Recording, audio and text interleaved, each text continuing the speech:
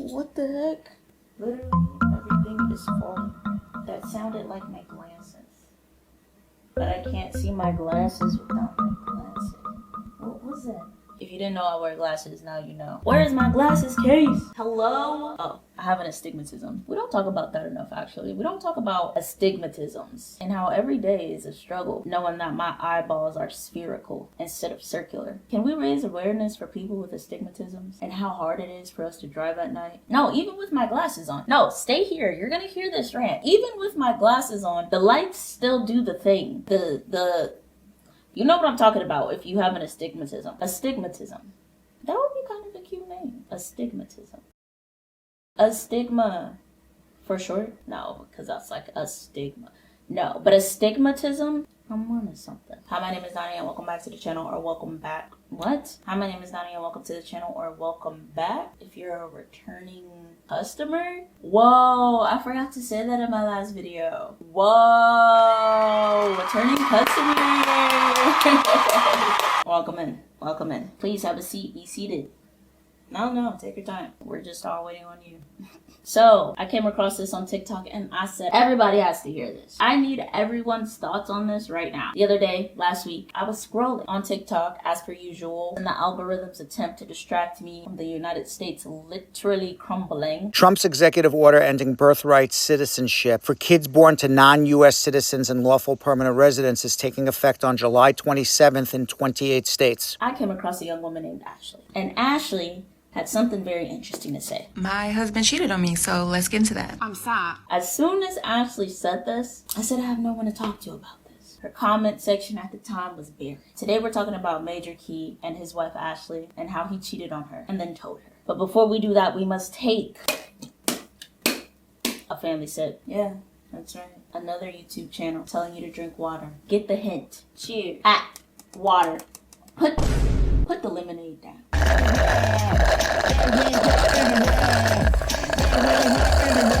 I don't know why I always dance. I just feel like there should be a visual other than me drinking water. We're talking about Major Key and his wife Ashley. To give the essence of a background, this is a married Christian couple with a child. I don't know if Major Key is a real major, was a real major. I'm not that invested into these people's lives. For the sake of this video, I will probably just be calling him Major. Ashley, she seems nice. Before we get into everything, I will preface this with I do not want to offend any Christians out there. I know that's probably impossible. I'm not critiquing Christianity. I'm not critiquing God. I love God. You don't love God? That's right, sure. Big fan of the Lord. I give respect to everyone's religion and faith. I also want to say, this is a video that these people put on the internet. There's going to be opinions about it. There are opinions about videos that I put on the internet. If I didn't want people's opinions on things, I wouldn't have put it on the internet. That being said, let's get into Ashley's video. Kind of nervous. As Ashley stated, she's nervous. She seems like a kind lady, a kind woman. She starts to tell us about the story of how her husband has woken her up in order to pray with her. And by the end of this prayer, he has informed her that he has been unfaithful. He asked me to pray with him, and immediately I did, as a good wife should. I prayed, he sits up, he's still crying, breathing heavy, wiping away tears. Then he asked me, can I tell you something the Lord showed me? I'm like, yeah, of course. I definitely want to know because, ooh-wee, what did the Lord show you? He began to tell me about his dream, and in the dream, he was walking with Jesus and some other people, and Jesus was telling him there was only one way, and he had to walk through this darkness, and he didn't know what was beyond that darkness, and Jesus told him not to be scared, but to trust him. Then he told me, I have to repent to you and tell you that I was unfaithful to you. Now, right here, I didn't immediately notice the switch up. I thought he was still telling me about the dream, so I'm like, huh? Ashley is confused. As would I be if someone had woken me up to pray with me and then proceed to tell me that they did me dirty in any sort of way, fashion, or form. Immediately, I'm irritated. Get out of my face. Please, I don't have any time for any gossip now. Eh? As soon as Ashley told us how she reacted, I knew that Ashley was a better person than I was. Hey, what did you say? I'm confused. He said, did you hear me? I said, yeah, you said you were unfaithful. How? What happened? In what way were you unfaithful, honey? What did you do? You know, like, What do you mean? He said 2 months ago I had sex with someone else. So I asked my husband, wait, what are you talking about? Are you joking right now? Like, are you serious? When, where, how? All the questions, right? He said, one day I took son to school and you stayed home. So he had took our son to school one day and I had stayed home in Mesquite. So that's how that happened. Ashley then tells us, she lets us know that she had already let her husband know that cheating was the number one absolute no takesies backsies rule. If he was to cheat on her, she was leaving. She made it clear before they got married. I'm in disbelief. I'm discombobulated. One thing I told my husband before we got married and multiple times after was this: we will not step outside of our marriage. We will not commit adultery. Why? Because we're going to take our marriage seriously. Jesus himself specifically mentions as grounds for divorce is found in Matthew 5:32, and it reads, "But I tell you that anyone who divorces his wife, except for sexual immorality, makes her the victim of adultery." And it also says after that any man who marries a divorced wife also commits adultery upon himself, something like that. It's in there. So yeah, anyone who divorces his wife except for sexual immorality. Not if they get on your nerves, not if they lie, not if you're going through a rough patch, but if they're unfaithful, then you can divorce. That's powerful to me. So I told my husband, if you ever fix yourself to cheat on me, I will leave you. That's the one thing she would not stand for. The one thing she would get divorced for. The one thing. Are you hearing me? The only thing. That's what she told him before they got married. Major took that as a challenge. And he cheated. So I cut the conversation short. At some point during this, their son comes in and they have to continue about their day. We were gone for 6 hours, and during that time, I had space to process everything, and my emotions were crystal clear. I was pissed all day. I couldn't even be the mom I wanted to be. Unfortunately, I was snappy with my son, and I felt terrible for it. I remember talking to the Lord, saying, God, I told him not to do this one thing. I made it clear, don't play me, don't disrespect our marriage, and he did exactly what I asked him not to do. I would even tell my husband this, don't play me, and he used to laugh it off. Be like, girl, hush, I would never. And yet here we are. I was very intentional in our marriage. I checked in with him. I asked, is there anything I can do to be a better partner, a better wife, a better mom? I wasn't perfect, but I knew I had done nothing short of giving it my all, and he still broke that trust. So when we got home, I had our son go downstairs. Once that door closed, I went off. I'm like, you really took me as a joke. I told you not to do this one thing you did. So yes, we're getting divorced. You really played me like, no, you're crazy. I don't want to hear it. Don't touch me. I will punch you in the throat. Do not touch me. I was like, I'm so excited to plan my divorce party, and I'm telling everybody the only reason I'm not leaving you today, and blah, blah, blah, blah, blah, blah, blah. You sure about that? At this point, with the information we have, I look into the comments. The comments are mentioning Major Key's name and indicating that he spoke about this already. So what did I do? I go to the source. I find his page, and I find that this man has done a 3-part series about cheating on his wife and telling her. Let's see what he has to say. All right, so Brent Fiennes? I cheated on my wife, and then I told her. I felt like he was excited to tell me. Now, I could be wrong. I could be reading the body language and the energy of this entire post wrong. But that is what the energy is giving to me. It's giving we're on FaceTime. That's just me. Tell me what you think. Trust me, I can hear the comments now. Why would you even tell her, bro? Why are you even telling us? Why are you inviting all these people into your marriage? Whoop, whoop, whoop, blah, blah, blah, blah. I get it. Ultimately, the reason why is so that God gets the glory. Before I continue, yes, I may be coming off very nonchalant, but trust and believe me, this is the hardest video that I will ever have to record in my life, period. I do not want to record this video. I do not want to post this video. I am only being obedient to what God is telling us to do. Yes, us, because my wife will also be making the video, but we're doing what we're being told to do by the Holy Spirit so that he can get the glory. I guarantee you it's going to bless you. Okay, here's the details. I'm going to try to go through this quickly. Me and my wife, we've been in a season where we've been really struggling for over 3 years. Right. In a lot of different areas, financially, right, mentally, right, emotionally, right, just spiritually. Right.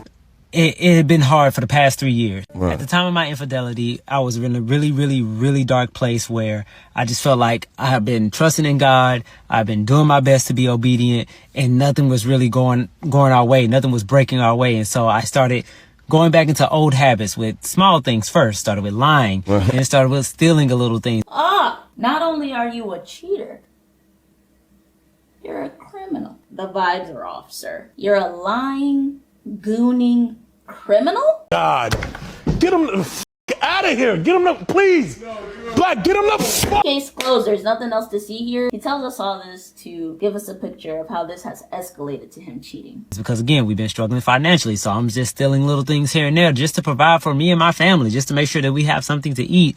And I'm just like, Lord, I don't know what you want me to do, but we need to eat. So I'm just taking little things here and there. And then something that I thought I kicked a long time ago, which was this lust thing, this pornography watching, this, all these things that I thought I had got rid of, all these things start coming back into my life. And I made the silly mistake of not opening my mouth and confessing that, hey, these are the things that I'm dealing with. I didn't tell my wife. I didn't tell my pastor. I didn't tell my accountability partner. I didn't tell anybody because I felt ashamed. So of course, bad decision after bad decision after bad decision led to me just going deeper into this sin, deeper into lust, deeper into pornography, which eventually led me into infidelity. And when it happened, I felt sick. I felt terrible. I felt just ashamed. Right. I felt guilty. I felt all these things. I felt like I just separated myself so far from God, and I didn't know what else to do. After about a week or two of just feeling that, I just really started to just try to get back into my word, just repent. I told God. I didn't tell anybody else. Then, of course, as I'm getting closer to him, he's getting closer to me. I'm starting to hear him, and he started to convict me. He started to convict me and tell me that, hey, you think you got away with this. You think that everything's okay. Things are getting good, but this is going to come back and bite you in the butt if you do not go and confess it to your wife. Now I'm like, Lord, no, like, my wife told me that I can do almost anything but that because if I do that, she's going to leave me. She's going to pack up her stuff and leave me. And I don't want to lose my wife. I don't want to lose my family. We're doing really good right now. Things are going like, why? Like I repented. I'm praying more. Like I'm getting a close relationship with you. I can hear you now. Like this is just like things are going great. Why would you have me go back and confess something that it's over? It's done. And God slowly showed me because I became more concerned with my spot in heaven because I started seeking him more and more. And I started thinking about my life after this life. He started to show me like you're jeopardizing your place in heaven by not being obedient. In pure God fashion, you know, he woke me up at 4 or 5 in the morning and I'm just praying and I'm crying and he's like, wake your wife up. And when you touch her, she's going to wake up. She's not a morning person. So I know at 5 in the morning when I touch her, she's not waking up. So, okay, cool. This might be my out. Okay, Lord, I'm going to be obedient and I'm going to touch her like you told me to. And if she wakes up, I'll confess. As soon as I put my hand on her, she woke up just like that, said, honey, what's wrong? I said, my God, I just started crying again. I was like, look, just pray with me. We prayed together. Once we finished praying, God just showed me like, look, this is your opportunity. Do not miss it. And so I just confessed. If it wasn't for the conviction, if it wasn't for my relationship with him, I would have never said anything because of the fear of losing my wife, but only because of my fear of not being in heaven. The only reason I said something. He is telling her to secure his spot in heaven. That's crazy. That's wild. Wow. I'm sorry, what? This is obviously beyond my realm of understanding in the lands of Christianity. However, if you wake me up at 5 a.m., force me to pray with you, tell me you cheated on me, and tell me the only reason you're telling me is so you can get into heaven? Oh my god! If it doesn't from... Oh my god! Neither of us are going to heaven. Literally at this point, just say you hate me. I'm waiting. That's the only reason you would have woken me up out of my sleep. I don't even have a kid and I don't get enough sleep. Waking me up at 5 a.m. to make yourself feel better is insane to me. And I know this is all because God told him to. But I just feel me personally, Donnie, I'm not speaking for God, but when he said to tell her, I feel like you could have told her at a reasonable hour. I don't think it had to be the first thing she woke up to at 5 a.m. But then again, there's never a good time to tell someone that you cheated on them. It's just these things are stacking on top of each other that are irritating me about the story. Which is why I have to relay this story to y'all, because are we hearing the same things? You're telling my good friend Ashley this at 5 a.m. in the morning because you want to secure your spot in heaven, not because you love and respect her and the guilt is eating you alive? Oh, okay. I scrolled to part 2. Yes, I cheated on my wife and she found out because I told her. This man still looks excited. You trying to laugh?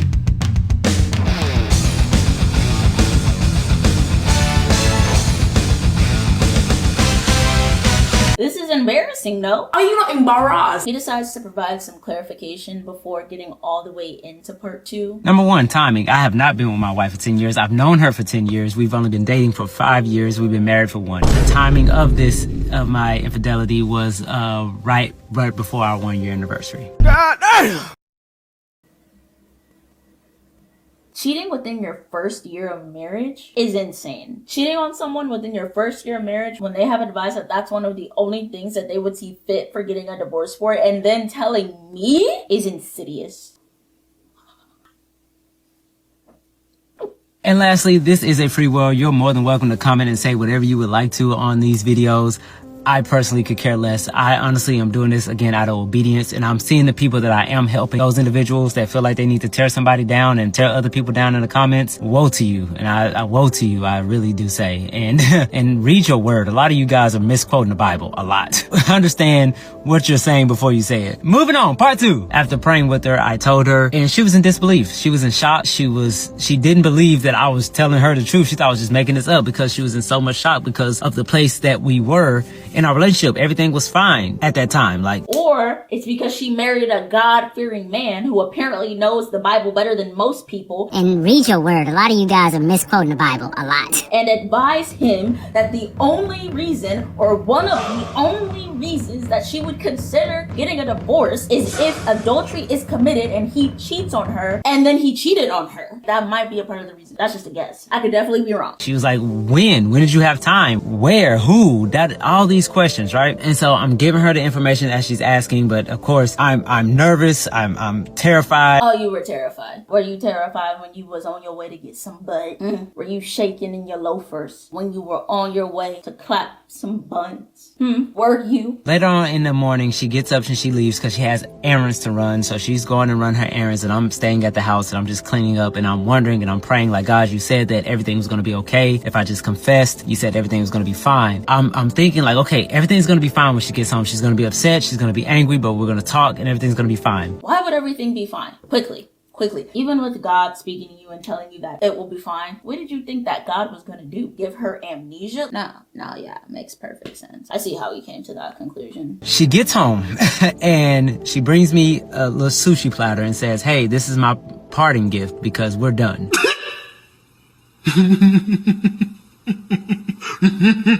And of course, at this point, I'm not eating this. Like, no, we finna talk. Like, no, I'm begging and I'm pleading. Like, no. And at this point, she went from being polite to just straight pissed and angry. And she said a lot of things that she had every right to say to me, and called me a lot of things that she had every right to call me. After about an hour of begging and pleading, she's not budging. She's letting me know that she's leaving. She says that I'm happy that you got right with God and that you are trying to secure your place in heaven, and I hope that you get there, but as far as me and you, we are done. So after that, I did what only thing I knew to do is go back to the Father. Like, Father, you told me that everything is going to be okay. And so I know to go seek wise counsel. So I had to pick up the phone. He ends up calling his minister. Is that why everybody in church know everybody's business? Because everybody tells the minister everything, and then the minister...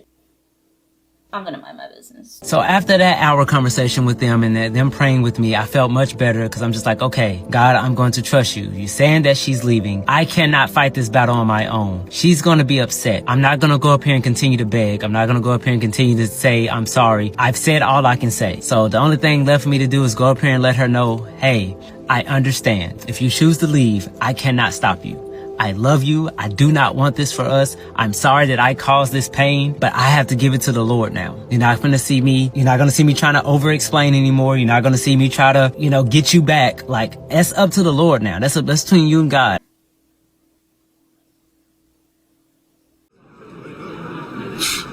Man, I'm out of here, bro. Let's go. Come on, let's go, man. You cheated on her and then told her the rest is up to the Lord. You can't do anything more.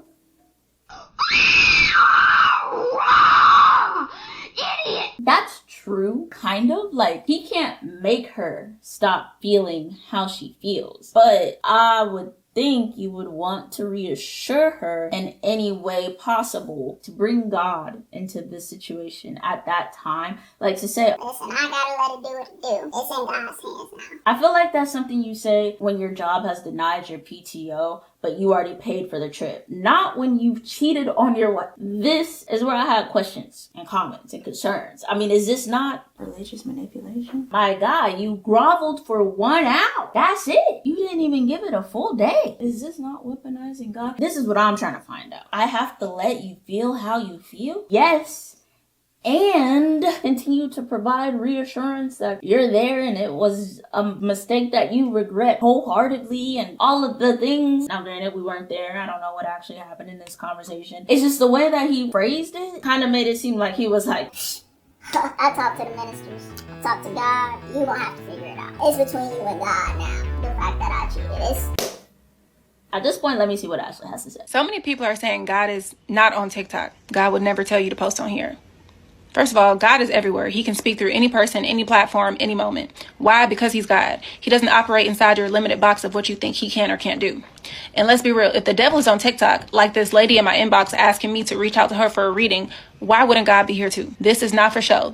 We're speaking on spiritual warfare. The enemy knows his time is almost up. Evil spirits, y'all, they are manifesting through these comments, and many don't even realize it. I hate Christians. I hate Christian women. Your husband looks like this and that. If y'all not divorcing, I don't want to hear it. He's going to cheat again. The devil is clearly bothered by what God is doing through us. And he's trying his best to put us down, plant fear, shame us, and shut us up. Okay, starting off strong. The very next day after my husband told me he cheated on me, this is a Thursday. Even in the middle of all my pain, I could already hear God speaking, telling me he would restore, telling me to forgive my husband and continue on the path he has for us as husband and wife. And I clearly heard, forgive as I have forgiven you. So yes, I fasted and prayed about my decision on staying in my marriage. Ashley lets us know that she calls her ministers, which are the same ministers that her husband is called. And I'm just like, is this not a conflict of interest? I don't know. It could not be a conflict of interest, but I don't know. I don't know why that seems like a conflict of interest to me. When we got on the phone, she said, Ashley, I want to ask you this question. When Keedron told you, did you think, this is something he would do? Or did you think this is so out of his character? I said, this is not in his character. I was in disbelief. I thought he was joking. She went on to say something a lot of people don't want to hear, which is when a man who repented not only to God, but to his wife and is remorseful, trying to get back in alignment with God, a man who wants his marriage to work, that's who we want. We don't want the ones talking about, yeah, I did what I did and I see no wrong. And that's real. She went on to tell me her and her husband went through something similar. Something similar? So everybody's just out here knocking boots, bringing down trees. Everybody just slanging meat around. What's going on here? Now I can't help to think, isn't this minister's take even more biased because she stayed after dealing with a similar situation? Now she did state that the minister specifically said she's not telling her to stay. She said, I'm not trying to convince you to stay. That's up to you. But the main thing to work on right now is forgiving your husband. Because that's what the Lord would want you to do. I wasn't on the call, but I just feel like everybody is in the stay with your spouse after they've slang some schlong club. Of course she's going to tell you to forgive him. However, forgiveness is for yourself. And just because you forgive does not mean you have to allow someone back into your life. So, valid. And I was like, yeah, I can already hear and feel God working on my heart. And I'm just like, man, okay, Lord, I forgive him and I'm going to stay. I went back in the house. I grabbed my husband and I told him, I forgive you. We're going to work in our marriage. In my time of fasting and praying, God gave me peace and led me to pray for the restoration of our marriage. So I'm here. He was most grateful. And he asked me, what do you need from me to help you? I thought that was a little redeeming. And then I went to Major's part 3. To be completely honest, I honestly don't want to give y'all part 3 for a few reasons. Reason number 1, a lot of you all have taken it upon yourself to comment in my comments, comment in my wife's comments on her part 1 video, and really act like we're supposed to care about your guys' opinion. His matter-of-fact sort of attitude when you posted this for everyone to see publicly out of obedience to God. What do you mean, act like we care? Obviously, if you're taking the time to address these comments, you care. And I'm not saying you shouldn't care or should care. I'm just saying there has to be an aspect of caring if you're telling this story to help anybody. Also, please get out of my comments and my wife's comments.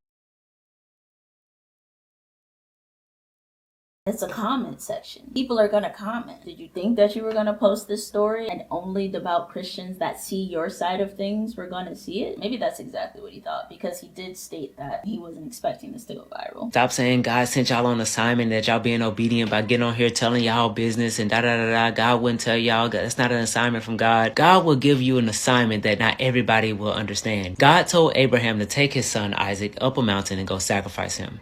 Now, let's stop right there. Anybody was to get on this app and say, yeah, God told me to go sacrifice my child, y'all would call the police on them, y'all would call them crazy, and then y'all would get in these comments saying, God would never tell you to do that. Just because you don't understand the assignment, because it wasn't your assignment to begin with, doesn't mean it's not an assignment from God. So don't speak for God. I do think he makes a very valid and good point with that story. Those who know the word, weigh in. Now, this next part, he loses me again. I just feel like he gave too many details. The day of that event, I found myself not being satisfied lustfully. Like the lust just wasn't being satisfied by the porn, wasn't being satisfied by the masturbation, and it wasn't being satisfied at home. So I downloaded an app. Within an hour of having that app, I had found a young lady. An hour? Excuse me, am I hearing that right? An hour? You had someone within an hour? Tell me you're exaggerating. What type of app is this? I don't have that much experience using a dating app. I don't need to. Sorry. But if you download a Tinder, a Hinge, for meeting up, I feel like you're talking for a minimum half a day. But to have somebody within an hour sounds like a service. Wait, hey. I'm not implying anything. I'm just saying the devil was truly working overtime on this man. Within an hour of having that app, I had found a young lady that was willing and ready. That young lady, of course, will never be named. I never really knew her name, just knew about her username on the app. The whole time of me downloading that app, having the app, messaging on that app, I knew that I was going too far. I knew that I should be stopping. I felt that feeling of, yo, you're doing too much. You need to chill out. You're going too far. But it happened so fast. Again, it was so fast for me getting that app, finding somebody, and them being willing and ready, dropping the address. I was like, yo, this is crazy. And again, I was in my flesh. I was in my flesh, and my flesh had the desire of lust and wanting to, it just wanted to be satisfied. And it is a spirit of lust, it's a spirit of Jezebel that I had over me that I did not handle correctly. I should have been in my word. I should have been talking to my spiritual counselors. I should have been talking to my wife, but I wasn't. Being in her home, it felt weird. I knew I was giving off a weird vibe. So on top of everything, you were acting weird.